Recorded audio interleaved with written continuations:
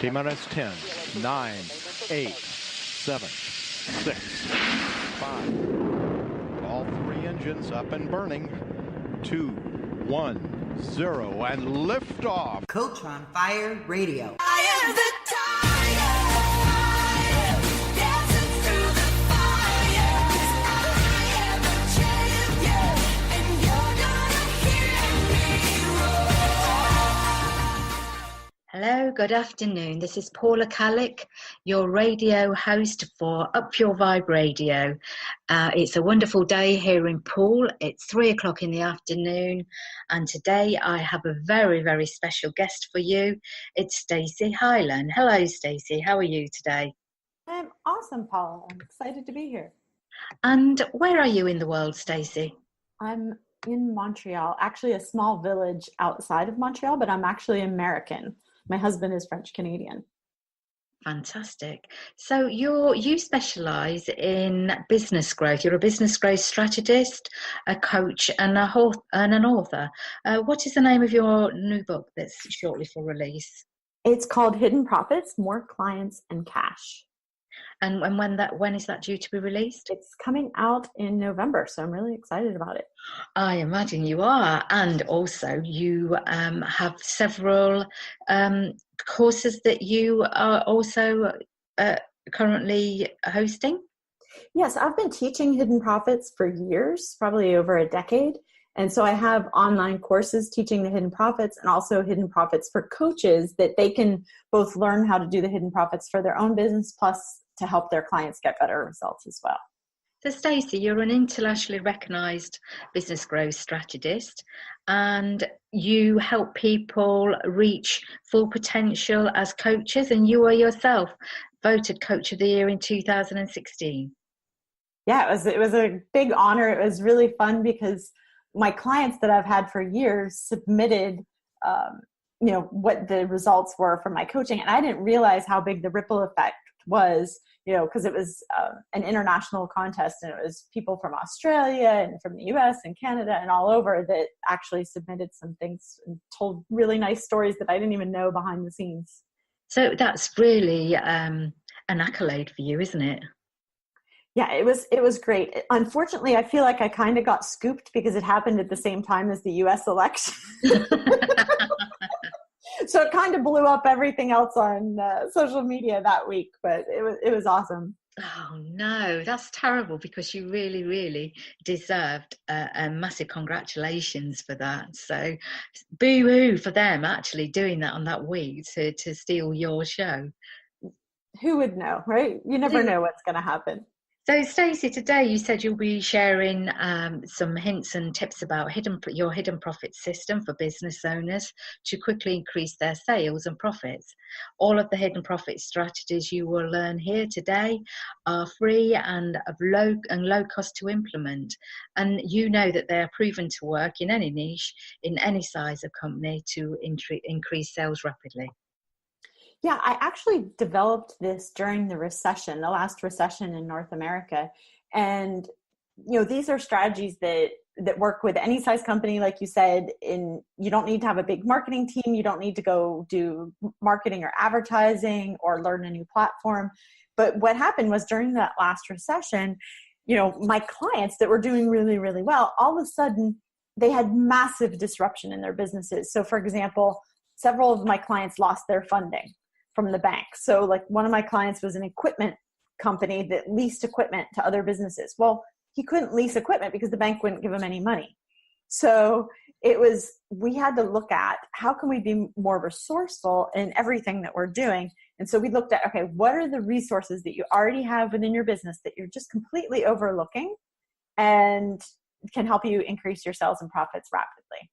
Okay, that is really interesting because, you don't know, but I actually lost my interior design business during that time and had to regroup myself and get back on that saddle again. And it was a really difficult thing to do. So all of the help that you are going to suggest to people today is going to be really valuable. So the first thing you talked about is maximize the dream clients in your business, the ones that make up 80% of your profit. So how could someone start to do that? Well, it's interesting because just yesterday I had a conversation with a new client, and we looked at their business, and we looked at, where their money was coming from. And it turned out that they were doing a lot of work with less than perfect clients. Now, it wasn't to say that these weren't great people. They were great people, but he was charging them like half of what he was charging his best clients.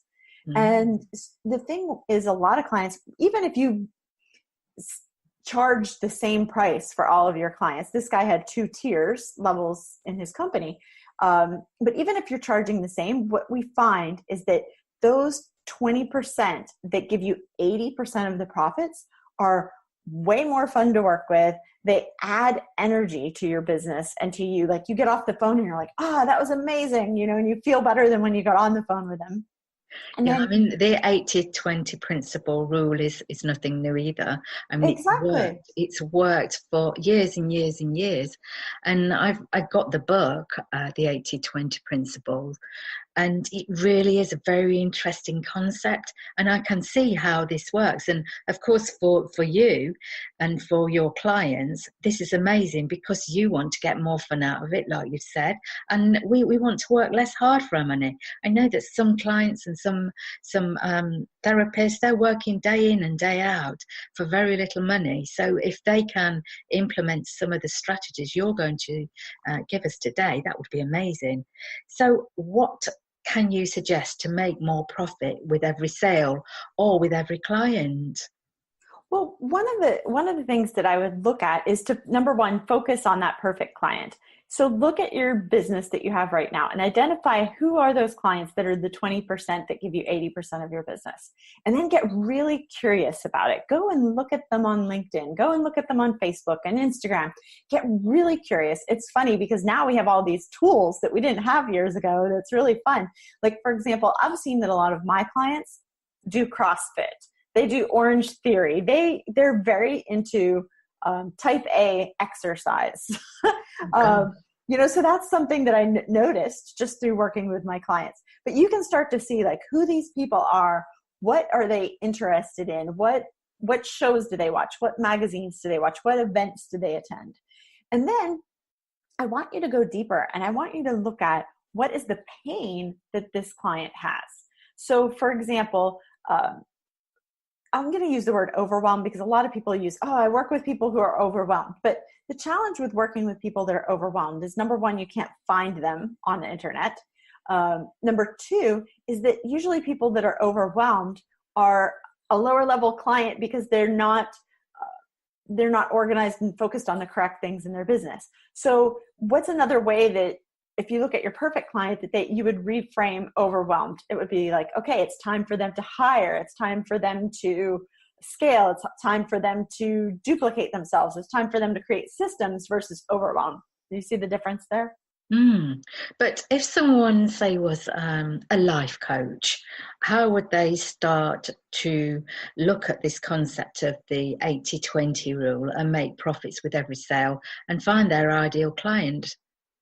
So what I would do is look at your existing client list that you have and look at the people that you really love working with. Like I said, usually you can tell the people that add energy versus suck energy and start focusing on those people. What is it that you like about working with those people? My clients are high achieving entrepreneurs. They're usually 6 and 7 figures. So those are some of the identifiers. So if you're a life coach, you might find that your people that you want to work with are moms from 30 to 40, or you might want to work with women over 50. So you get really clear on that as the first step.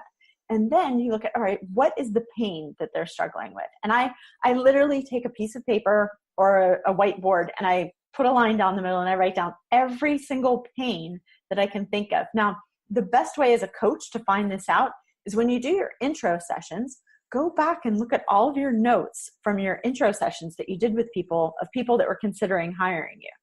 And they're all complaining and talking and, telling you, they're pouring their heart out. Like, this is a problem. That is a problem.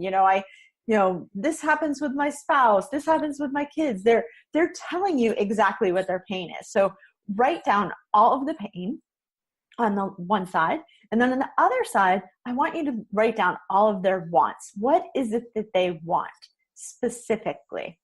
And, really write all of that down. after you've done that, now what you can do is you can start to market to those perfect clients because you're able to speak to them in a language that they're like, wow, she totally gets me. She understands me. Yeah, I can get that myself. So do you think it would be a good idea to put this into word form with pictures, or would it be better to do a short video to introduce yourself? Well, I'm saying use this in everything. So it's not just a one-time thing. What I mean is, say for example, you're doing your social media and you're looking at women over 50 that have hormonal challenges as your perfect client. You find that those people are really, taking what you're teaching them and applying it. You're finding those people love you, refer you, they stay with you for a long time. So now if you've looked at what their pain is and you've looked at what they want, you can create you can create a video, definitely, but I would say create a series of videos, create a series of social media posts, your newsletter, all of that, but talking to them about, like, you can take one pain point and talk about that in a post or a newsletter. You can take what they're moving towards. Tony Robbins, I worked with Tony Robbins as vice president of consulting, and he always used to say people do things for one of two reasons, either avoiding pain or moving towards pleasure.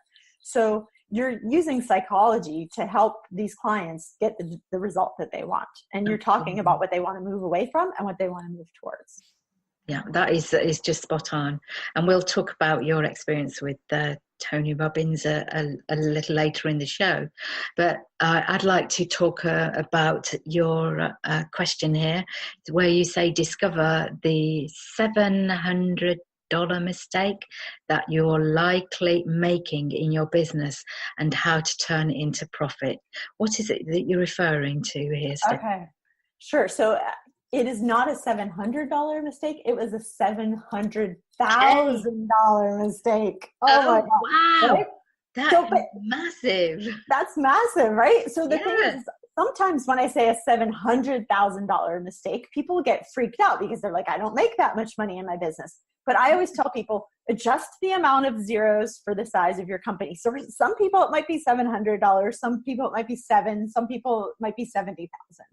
Right? But this particular client, what happened was he was a new client, and he said, I need to reschedule my coaching call today. And I said, great. And he said, I just signed up a major client, $100,000 client. So he was, we got on the next call and I said, wow, congratulations. I was ready to do my happy dance with him.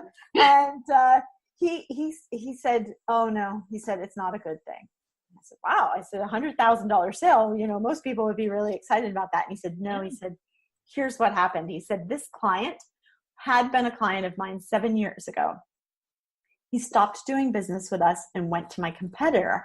And my competitor could not fulfill this order. And so he sent him back to us. So he said, I've lost $700,000 over the last 7 years with this client. And so it was really painful. So from that came the hidden profit, which I call the come on back strategy. Okay. Yeah. So what this is this is reactivating your past clients, because the past clients that you have, they already like, know, and trust you. But for the most part, we're not marketing to them. Almost every single entrepreneur that I share this strategy with is like, oh my gosh, there's so much money right there in that one strategy. It's crazy. So I'll give you an example. A hairdresser, right? A lot of times we go to a hairdresser. Have you ever changed hairdressers? Not very often, but occasionally. Right. So what happens is we change our hairdresser and we might not like that new hairdresser. But what happens is that we're too shy to go back to the old one because we left and went somewhere else, right? So this happens in any business, is that people feel like, oh, I already left. I can't go back to that company. But I've talked to hairdressers and asked them, I said, if a client goes somewhere else and gets their hair done somewhere else, do you want them to come back if they're not happy? And they're like, absolutely, would be happy to welcome them. They don't need to feel funny about it. So to give you an example of one of my clients, she was in the weight loss industry. So if you can imagine, the people are shy to go back to their hairdressers, magnify that times like 1 million, right? Yeah. if we've lost weight and then we gain it back, there's no way we want to go back to that same person because we feel like we've failed. We feel like we've let them down. So my client was